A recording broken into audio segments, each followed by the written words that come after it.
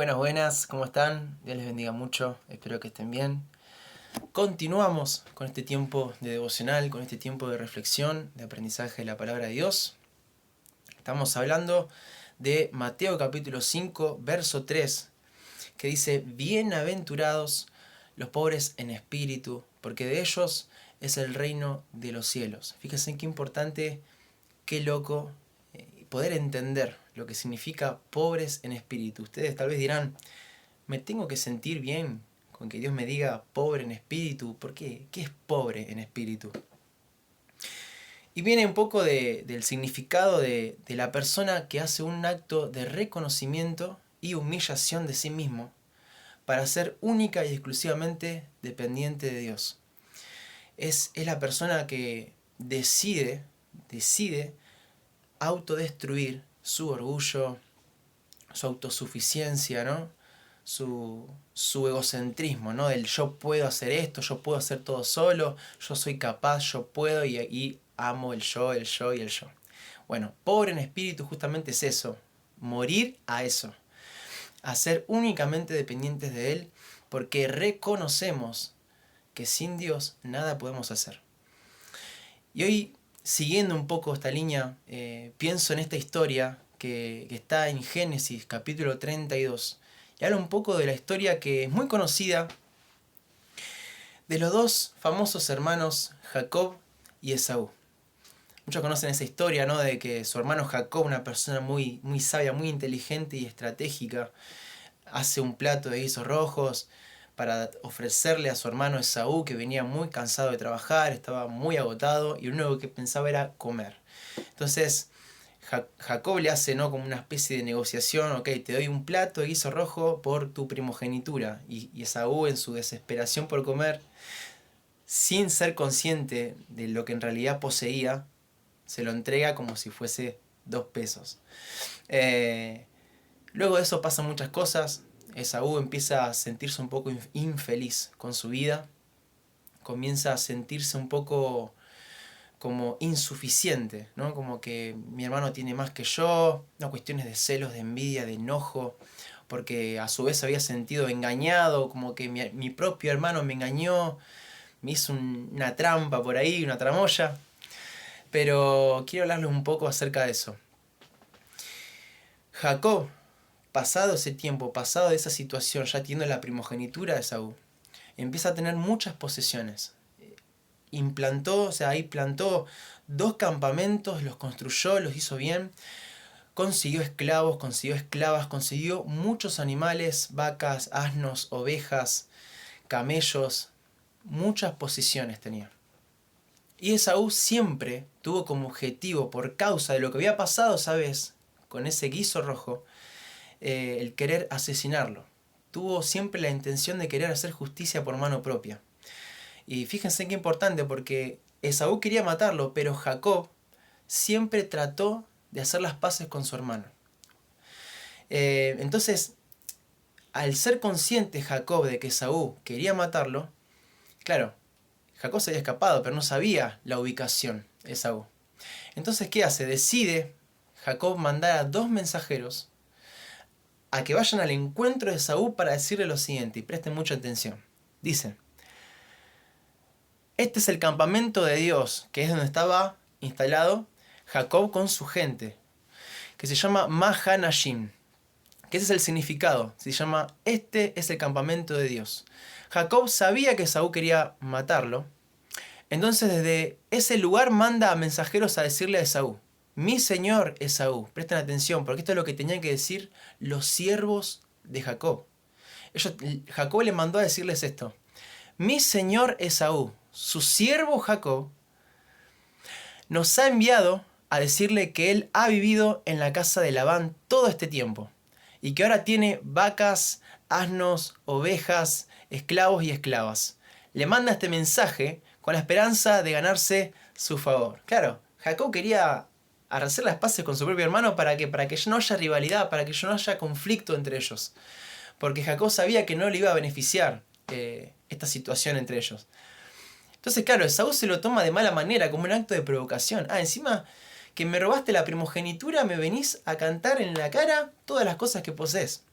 Entonces lo toma como un acto de provocación y decide ir a su ubicación, o sea, en la casa de Labán, con 400 hombres para asesinarlo.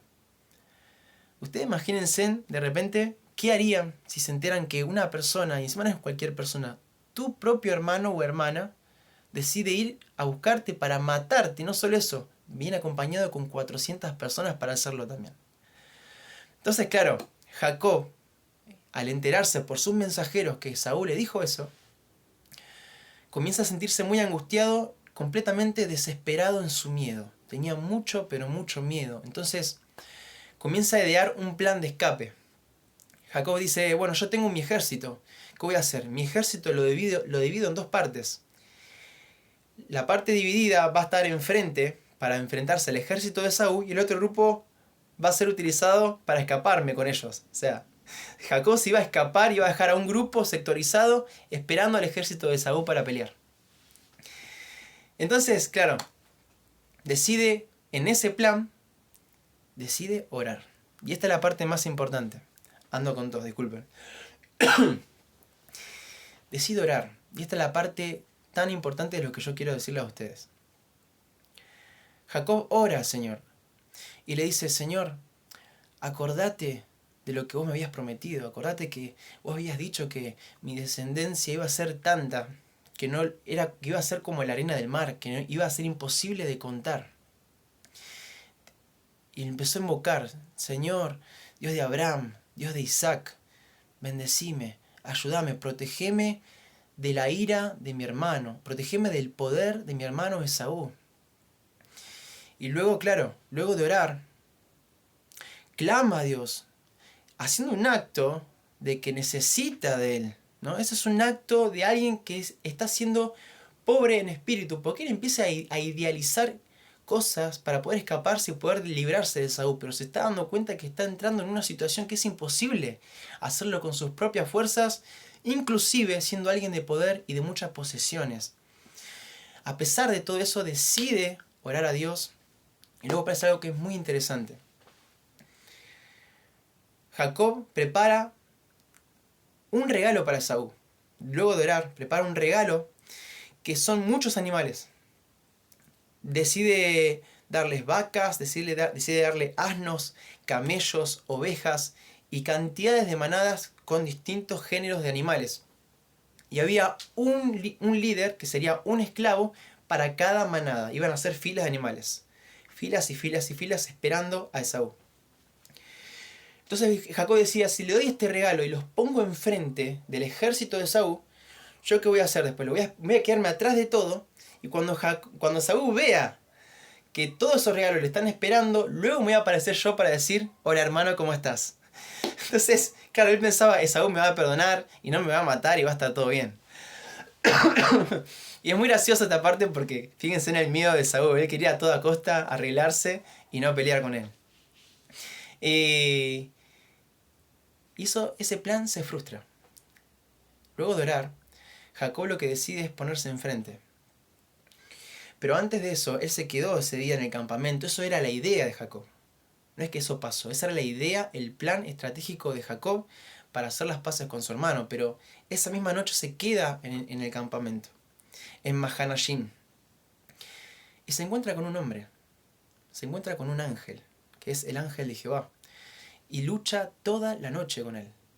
Y el ángel de Jehová, al darse cuenta que Jacob no podía soltarse, no podía librarse de Jacob, porque Jacob reclamaba su bendición. Decía, no te voy a soltar hasta que me bendigas. El ángel le rompe una parte de su cuerpo, ¿no? Que está cerca de la cintura, que le impide poder caminar y poder moverse con facilidad en medio de la batalla.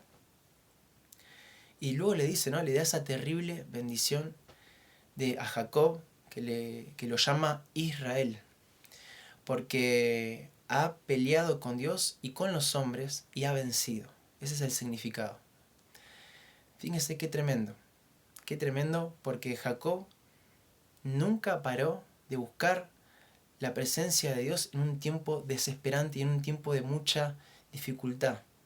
Él estaba pasando por una tormenta, él sabía que se le venía la noche y que venían 401 personas para matarlo y acabar con su vida.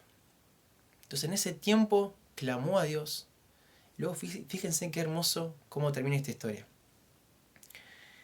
Luego de pelear con el ángel lo bendice. Y luego de todo ese batallón, se presenta Esaú con su ejército.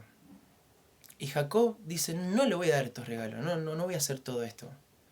Voy a poner enfrente. Separó a sus 2 esposas que tenía, separó a sus 11 hijos, los puso atrás y se puso delante de todo. Y hizo 7 veces este acto de humillación. 7 veces. 7 veces.